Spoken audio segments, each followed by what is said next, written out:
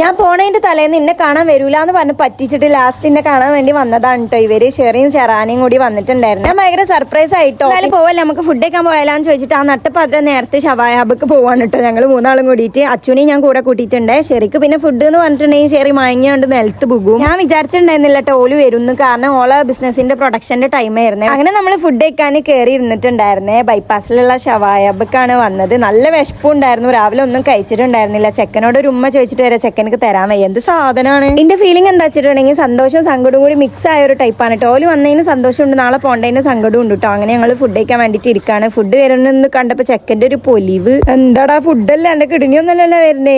അച്ഛനാകെ പിരാന്ത് പിടിച്ചിരിക്കുന്നു കേട്ടോ പൈച്ചിട്ട്. അങ്ങനെ ഫുഡ് എത്തിയിട്ടുണ്ടായിരുന്നേ. നമ്മള് എന്തോ ഒരു റൈസും അയക്ക് ഷവായും എന്നിട്ടോ മേടിച്ചിട്ടുണ്ടായിരുന്നത്. നോർമൽ ഷവായും ഓല് കുറച്ച് എരുള്ളതും ഞാൻ നോർമലാണ് മേടിച്ചിട്ടുണ്ടായിരുന്നത്. നല്ല ടേസ്റ്റ് ഉണ്ടായിരുന്നു. പക്ഷെ ആ നേരത്തെ തിന്നുകൊണ്ട് വല്ലാണ്ട് അങ്ങോട്ട് ഇറങ്ങണ്ടായിരുന്നില്ല. ഇല്ല കണ്ടിട്ട് തച്ചുവിന്റെ കിളി പാറി നിൽക്കുകയാണ് കേട്ടോ. അപ്പൊ ഞാൻ വന്ന് ഇങ്ങനെ കാട്ടി കൊടുക്ക് വീഡിയോയില് എന്നുള്ളത്. അവന്മാരെ രണ്ടാളെ പട്ടിഷോ എന്നിട്ടോ ഇന്നും കൂടി സഹിച്ചാൽ മതിയല്ലോ ഓർത്തിട്ട് ഭയങ്കര സന്തോഷം ഉണ്ടായിരുന്നേ. അപ്പൊ ഞാൻ വീട്ടിലും പാർസൽ ഓളെ കൊണ്ട് മേടിപ്പിച്ചിട്ടുണ്ടായിരുന്നു. എനിക്ക് ബെജ്ജ.